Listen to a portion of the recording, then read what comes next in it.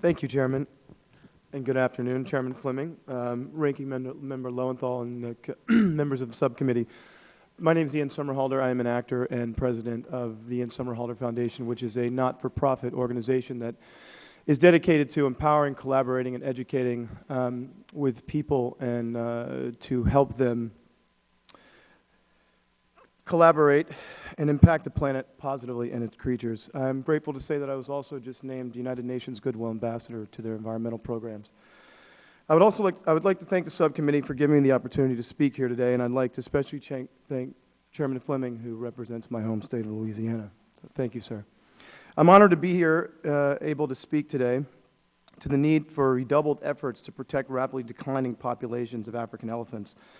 I appreciate and admire the work of the Wildlife Conservation Society, which continues to identify opportunities for me to have an impact on U.S. government conservation actions.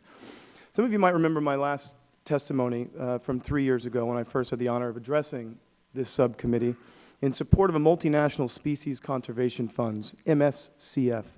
These funds play a critical role in saving wildlife populations for many of the world's most iconic species, including the African elephants, which are the topic of our hearings today, by supporting programs that control poaching, reduce human-wildlife conflict, and protect essential habitats.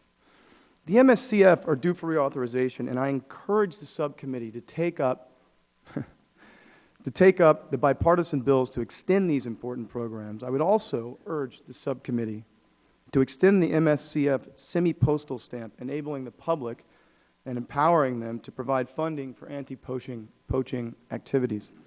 So as you all know, I'm not a policy expert or a park ranger. I've been fortunate to have success as some success as an actor. And with that comes what I see as a privilege. You're too humble. You're too humble. But I see it as a privilege, ultimately, to be able to raise awareness about issues that I'm passionate about that need to be raised. So in my previous testimony, I called attention to several global priority species, but today, the plight of the elephant demands our undivided attention. There's really no word you can describe, that you can use to describe the situation of elephants in the wild today. They are simply in crisis. Quite frankly, there's no way to even overstate how catastrophic the last few years have been for these elephants, because now they are under threat, as they never have been before, by agents of transnational crime rings and terrorist organizations who are mutilating helpless animals and murdering park rangers on a scale not seen since the international ivory ban went into effect. The most current studies done by the Wildlife Conservation Society show that in 2012 alone, poachers killed approximately 35,000 African elephants for their tusks. And Central Africa has lost more than half of their elephants in the last decade. So at this rate, the African forest elephants will be extinct in 10 years. And the East Africa savanna elephants will be right behind them. So what will the world look like without elephants?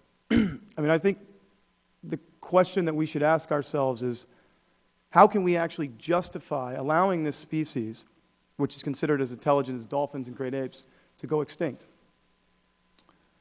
The situation is dire. Kenya Wildlife Service park rangers describe the efforts against poachers as a war that they are losing. And also, let me add that there is growing evidence that organizations like the Lord's Resistance Army and Al-Shabaab fund terrorist attacks, recruitment efforts, guns, and explosives with the proceeds of illegal ivory sales. There is a silver lining, however. There is ample evidence that conservation efforts have a significant positive deterrent effect when protective forces are adequately staffed, trained, and armed. The number of forest elephants, the most threatened subspecies, are 7 times higher when they are protected. The support of the U.S. governmental agencies like Fish and Wildlife Service and USAID play an essential role in supporting conservation forces internationally. Sadly, the United States is also an important market for wildlife products.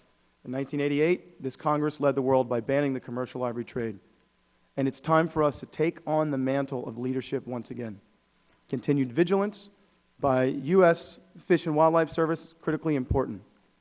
And it also lets the international community know that we are serious, 100% serious about eliminating the demand for illicit ivory products.